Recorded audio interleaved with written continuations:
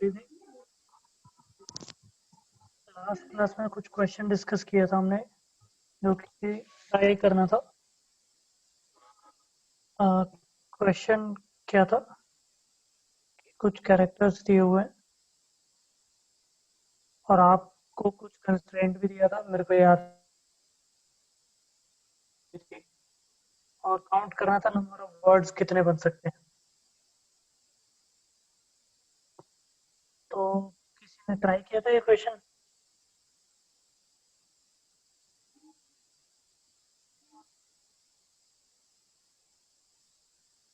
हाँ जी, किया था। हाँ, तो कुछ आंसर आया या फिर मतलब क्वेश्चन याद दिला दीजिए, मैं सॉल्व करता हूँ। अगर मैच कर जाए तो ठीक है, वरना समझ आ ही जाएगा।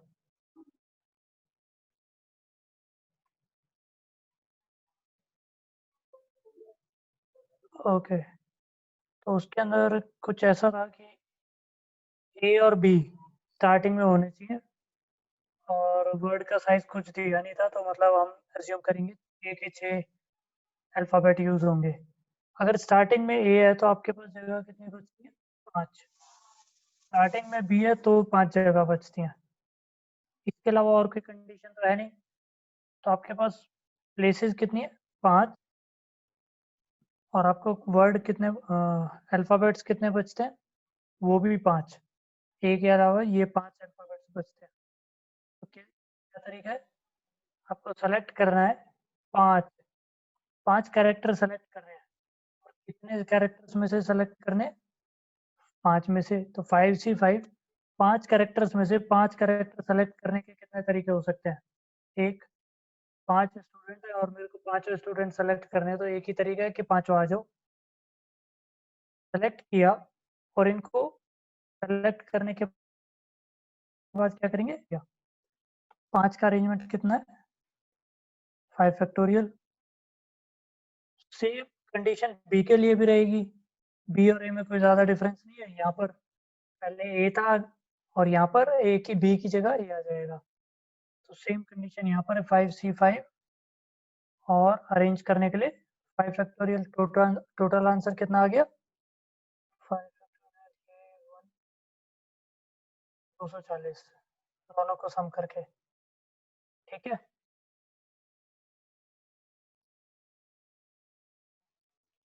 अब जो नया कॉन्सेप्ट हमें समझना है वो होता है यूनिकनेस, जिसकी वजह से एक्चुअल में क्वेश्चन अलग दिखते हैं, एक्चुअल में आंसर अलग बनते हैं। और मतलब कि आप ये पोजीशन, ये सेकंड पोजीशन है और ये थर्ड पोजीशन है, ये फोर्थ पोजीशन है कैरेक्टर के लिए। तो ये जो सीट है ये अपने आप में यूनिक सीट्स हैं। अगर मैं सी को बी से पहले रख दूं और बी को सी के से पहले रख दूं, तो वो बिल्कुल अलग अलग वर्ड्स हैं, क्योंकि उनकी पोजीशन अपने आप में यूनिक है। जो पोजीशन है वो यूनिक है। इसका मतलब क्या है कि पोजीशन बिल्कुल अलग अलग है। अगर मैंने 5 कुर्सियां रख रखी हैं, तो पहली कुर्सी, दूसरी कुर्सी, तीसरी कुर्सी, चौथी कुर्सी और पांचवी कुर्सी अपने आप में यूनिक है, अलग है।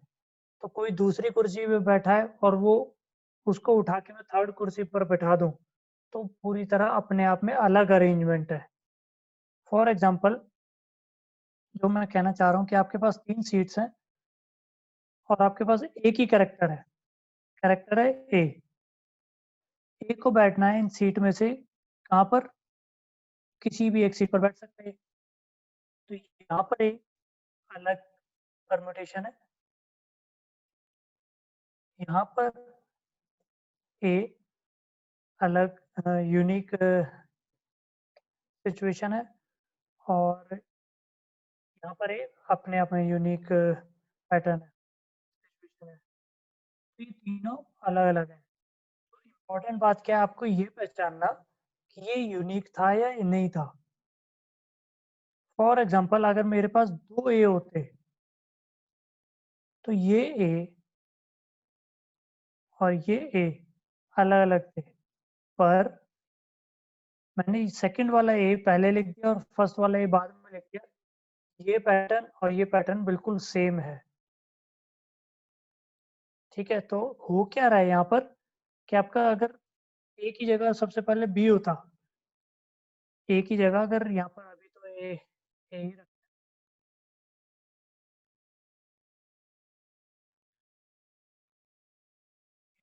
फ्रेश स्टार्ट करते हैं। 3 सीट्स हैं और आपके पास क्या है, ए और बी, 2 कैरेक्टर 3 सीट पर बिठाने हैं। तो क्या कितने तरीके से बैठ सकते हैं? पहले तो दो कैरेक्टर सेलेक्ट करने हैं आपको, 2 में से 2 सेलेक्ट किए, 2 में से 2 सेलेक्ट किए और उन्हें बिठाना कितनी जगह पर है?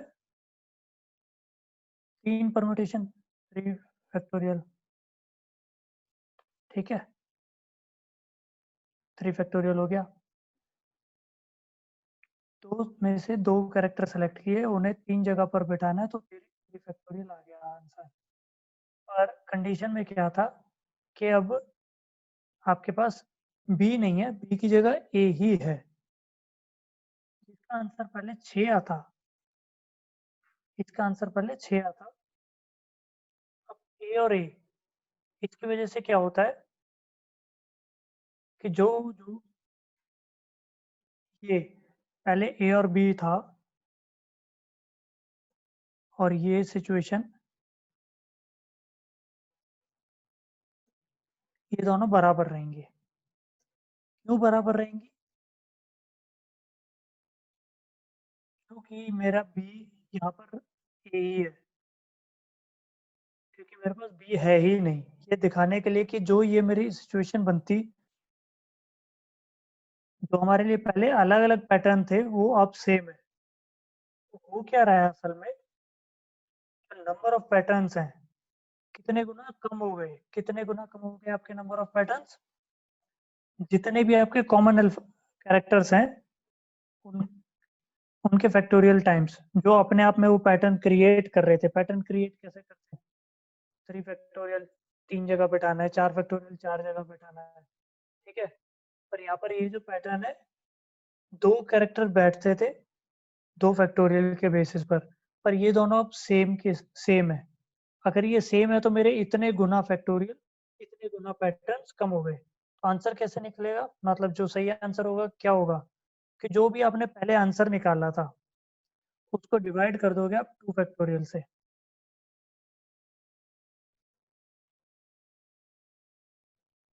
ये सब क्यों हो रहा है? क्योंकि मेरे जो बैठने वाले कुर्सी पर है वो यूनिक नहीं है, वो बिल्कुल सेम है। तो वो अगर अगर 2 जुड़वा भाई सेकंड और थर्ड सीट पर बैठते हैं, मतलब वो आइडेंटिकल है, पूरी तरह आइडेंटिकल है, तो वो अगर एक्सचेंज भी कर लेते हैं सेकंड और 3 to 2 और 2 to 3 वापस, तो मेरे लिए विजुअली वो सेम कंडीशन है, मेरे लिए वो सेम कंडीशन है, तो मैं उसे एक्स्ट्रा पैटर्न क्यों काउंट करूं? वो दोनों मिलके जबरदस्ती मेरे जो नंबर ऑफ पैटर्न्स है वो दुगने कम कर रहे हैं। कितना गुना कम कर रहे हैं? 2 फैक्टोरियल टाइम्स। अगर ये 3 ए होते, इसको टेस्ट कर लेते हैं, जो भी हमने समझा। टेस्ट कैसे करेंगे कि अगर मेरे पास 3 सीट पर किस किस को बिठाना है, ए, ए और ए को, तो ये कैसे बैठेंगे? ए और ए। अब इनमें से ये जो पहले वाला ए है इसे अलग पोजीशन पे बिठा दो, इसको कहीं और, ये हमेशा ऐसा ही दिखने वाला है। तो मेरा आंसर क्या आता था पहले? 3 फैक्टोरियल, जो कि 6 था, और ये कितना कितने गुना कम हो गया? 3 फैक्टोरियल। हाँ, नंबर ऑफ कॉमन कैरेक्टर्स कितने हैं? 3। ये मेरे इतना गुना परम्यूटेशंस को रिड्यूस कर रहे हैं। तो आंसर कितना आ जाएगा? 1, क्योंकि ये एक ही तरीका है, 3 ए और 3 सीट है, इसलिए आपके पास एक ही ऑप्शन बचेगा। एक और यूनिकनेस आती है कंडीशन जो हमारी यूनिकनेस की, यहाँ पर तो हमारे पास कैरेक्टर सेम थे। ऑलराइट, ओके, ये इसमें बनाना थोड़ा मुश्किल पड़ेगा। ये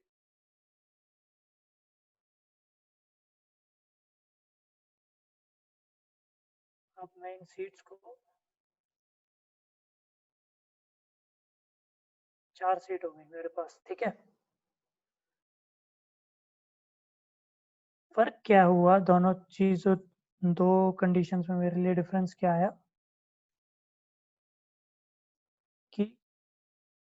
एंड टू एंड, ये स्टार्टिंग है ये एंड है, या फिर ये स्टार्टिंग लो इससे एंड लो, एक यूनिकनेस देते थे मेरी सीट को, कि ये जो मेरी सीट है या तो ये स्टार्टिंग है या फिर ये स्टार्टिंग है, एक एक्स्ट्रा यूनिकनेस देते थे कि हाँ ये सीट अलग है।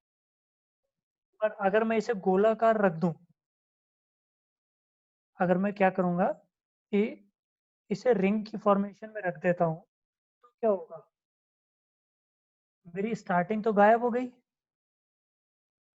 मैं बोल नहीं सकता ना ये सीट स्टार्ट करती है या ये सीट स्टार्ट करती है। जस्ट लाइक आपने कोई कहानी पढ़ी हो, King Arthur and knights of round table, concept यही था राउंड टेबल का। राउंड टेबल का जनरली कॉन्सेप्ट यही होता है, कभी भी यूज करोगे, कि सारी सीटें अपनी आप में बराबर हैं, कोई भी हेड नहीं है, सभी लोग बराबर हैं। तो अगर सारी सीट बराबर हैं, तो हर सीट की जो यूनिकनेस थी, ये पहली सीट है, ये दूसरी सीट है, ये तीसरी सीट है, वो खत्म हो गई। अब सिर्फ एक चीज बची कि मेरे लेफ्ट में कौन है, मेरे राइट में कौन है। इस वजह से क्या होता है कि जो परमुटेशन आपकी, फॉर एग्जांपल 7 सीट्स थी स्ट्रेट रो में,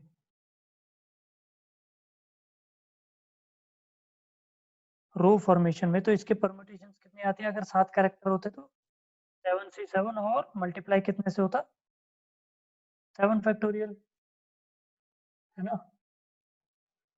पर अगर 7 सीट हैं, सर्कुलर फॉर्मेशन में है, राउंड टेबल बोलते हैं, राउंड टेबल का मतलब क्या है कि सारी सीट बराबर है। फॉर एग्जांपल यूएन में तो है नहीं अभी, पर अगर राउंड टेबल होनी चाहिए थी, हर कंट्री का एक ही वोट काउंट होता है, तो वो क्या हो गया राउंड टेबल, क्योंकि हर कंट्री की हर सीट के बराबर वैल्यू है। तो कुछ गरीब देश ऐसा भी करते हैं, वोट के लिए पैसे ले लेते हैं, मतलब वो तो फनी किस्से हैं, वो सर बताएंगे। 7 सीट है, राउंड टेबल है। इस केस में क्या होगा कि आपकी जो यूनिकनेस थी स्टार्टिंग और एंड वाली, वो कम हो गई। वो कम हो गई तो आपके पास कितने कॉम्बिनेशन बचेंगे, कितने परमुटेशन बचेंगे, जो भी आपका नंबर है उससे एक कम। ठीक है, तो इसका आंसर कितना आएगा, 6 फैक्टोरियल। लॉजिक समझ आया कि ये क्यों हुआ, क्योंकि जो सीट पे बैठने की यूनिकनेस है वो खत्म हो गई। हर सीट अब सिर्फ और सिर्फ अपने लेफ्ट और राइट वाली पोजीशन को देख सकती है, मतलब मेरे कॉरस्पॉन्डिंग लेफ्ट कितना लेफ्ट में कितना राइट में है। उसकी वजह से क्या हुआ, जो मेरी स्टार्टिंग और एंड वाली पार्ट था वो चेंज हो गया, रो फॉर्मेशन में जो मेरा स्टार्ट और एंड मिलता था, तो अब 6 फैक्टोरियल रह गया, कितनी भी सीट हो n-1। अगर किसी ने बोला है कि आपके पास 6 अलग अलग कलर की बीड्स हैं,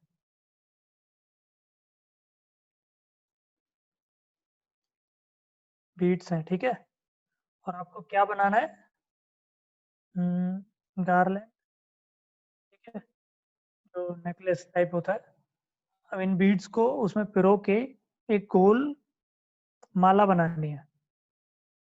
अब गोल माला बनेगी, कई तरह की माला बनाई जा सकती है, कि रेड के लेफ्ट में ब्लू है, रेड के राइट में येलो है, बहुत सारे 6 डिफरेंट कलर्स हैं। कलर के नाम गिनाने से कोई फायदा नहीं, सिंपल हमें पता है आंसर 5 फैक्टोरियल। ये राउंड है, इस वजह से, समझ आया।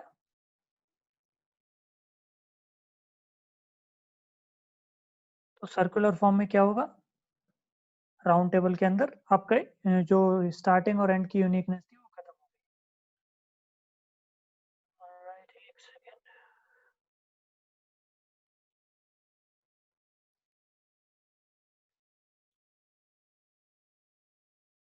ठीक है, अब इसका यूज कैसे, मतलब अलग अलग तरह के वाहियात से सवाल होते हैं, बहुत ही सिंपल के, किसी भी एक सिटी या कंट्री या स्टेट का नाम बताओ। न्यू दिल्ली, ऑलराइट, ठीक है। न्यू दिल्ली के अंदर कितने कैरेक्टर्स हैं, स्पेस एक्सक्लूड करके,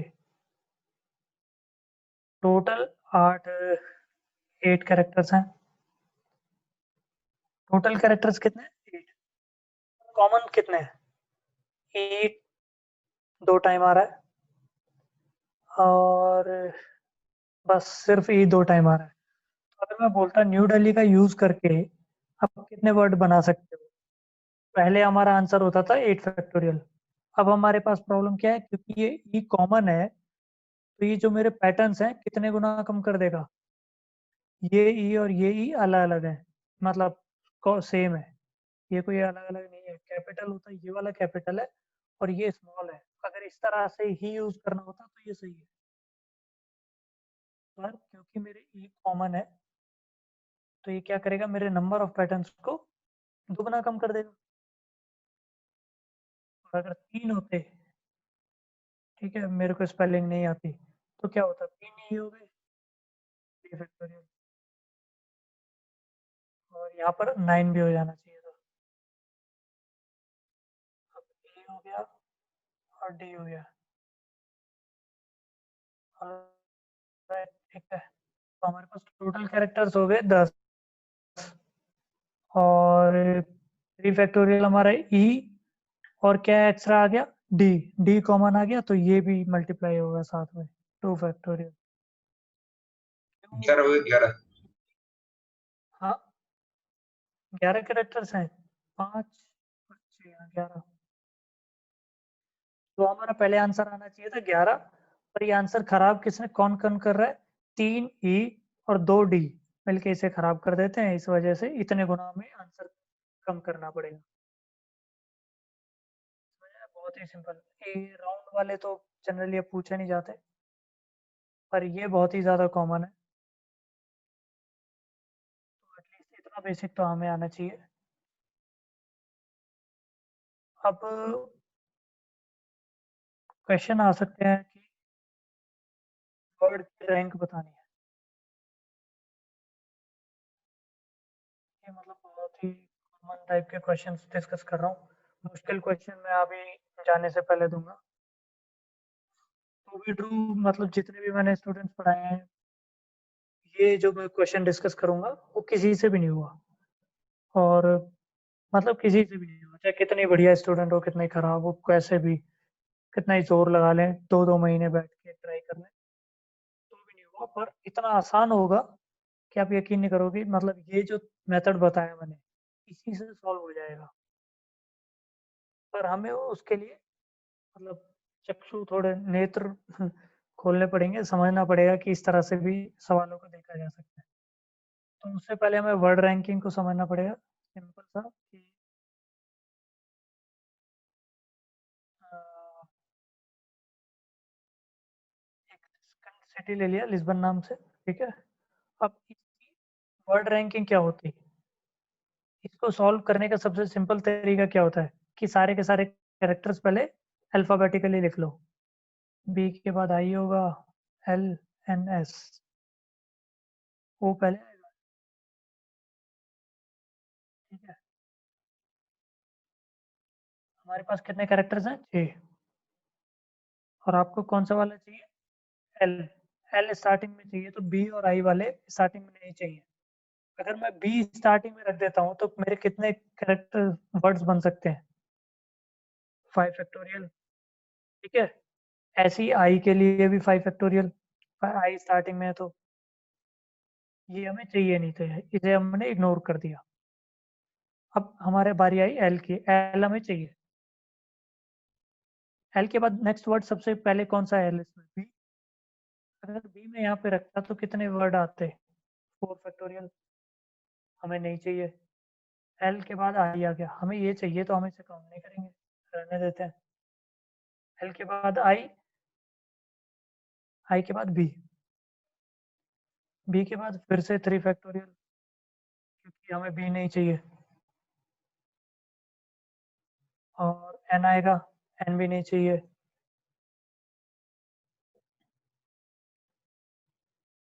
और अब कौन सा आएगा? ओ, वो भी नहीं चाहिए।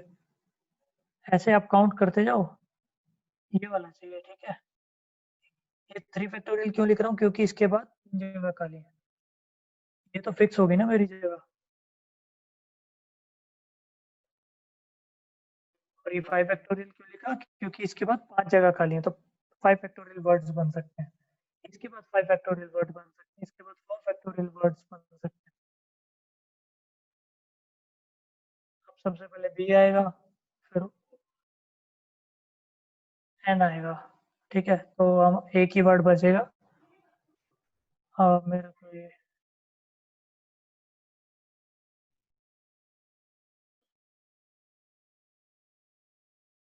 ठीक है, ये एक ही वर्ड है, क्योंकि यहाँ पर सिर्फ और सिर्फ एक ही वर्ड आ सकता है, तो 1 फैक्टोरियल जो कि आंसर होता है 1।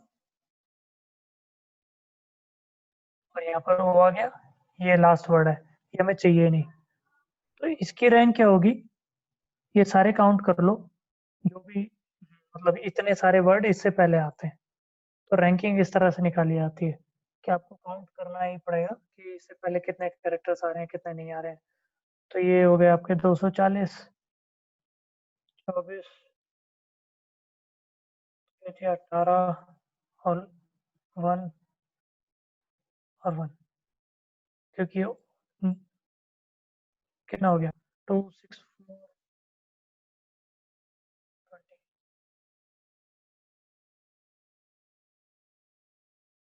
284th word. ठीक है, समझ आया रैंकिंग निकालने वाला सिस्टम? हाँ या ना? ये तभी निकल सकता है जब आपने कल वाला क्वेश्चन ट्राई किया हो, परसों वाला। और यूनिकनेस हमने थोड़ा डिस्कस कर लिया, इसका यूज आएगा जब भी कंस्ट्रेंट होंगे क्वेश्चंस में। 3 फैक्टोरियल 3 फैक्टोरियल 6 हो गया। ऊपर 18 लिखा हुआ है ना। हाँ, तो 3 है ना तेरी 3 फैक्टोरियल मेरे पास, ठीक है? 3 इंटू 3 फैक्टोरियल, क्योंकि मैंने ये एक ही बार में काउंट कर लिए सारे। मैं यहाँ पर 6 लिखता, यहाँ पर 6 लिखता, यहाँ पर 6 लिखता, तो मैंने क्या किया, 3 दिया, 3 इंटू 6 18 हो गया।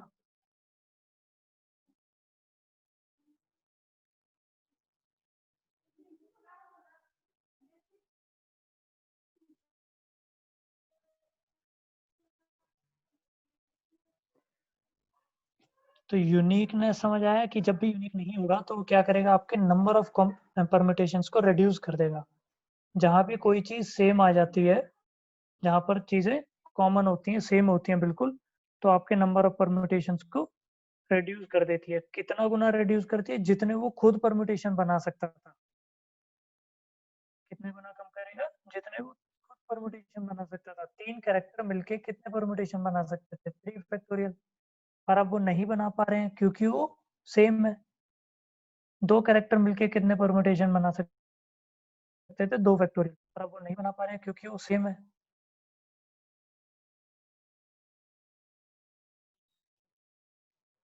ये यूनिक था। उसके बाद वर्ड रैंकिंग, अगर इसमें कुछ कॉमन भी आ जाता तो आपको काउंट करना पड़ता, उनको कॉमन लेके ये नंबर ऑफ परम्यूटेशंस रिड्यूस करने पड़ते। सो द पॉइंट इज के इसमें ज़्यादा थ्योरी समझाई नहीं है कुछ भी 15 मिनट में। बस यही बात बताई है कि अगर कोई चीज़ यूनिक नहीं है तो वो क्या करेगा, आपके परम्यूटेशंस को रिड्यूस करेगा। क्योंकि अगर यूनिक होते, 2 लोग अगर अलग-अलग सीटों पर बैठे हैं तो वो अलग पैटर्न है। वो एक्सचेंज कर लेंगे सीटें तो वो अलग पैटर्न है। पर पर अगर ए और ए 2 सिचुएशन में बैठा हुआ है और उनको एक्सचेंज कर दिया तो भी ए और ए ही रहेंगे। इस वजह से आपके नंबर ऑफ परम्यूटेशंस कम हो रहे हैं। और वो कितने बेसिस पर कम होते हैं, कितने गुना कम होंगे? जितने वो यूनिक होते और बना लेते, इतने गुना ही तो कम होंगे।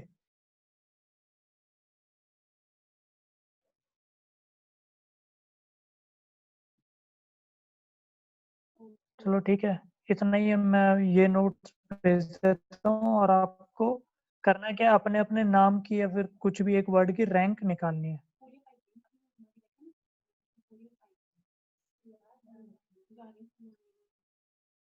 चलो ठीक है, बाय बाय।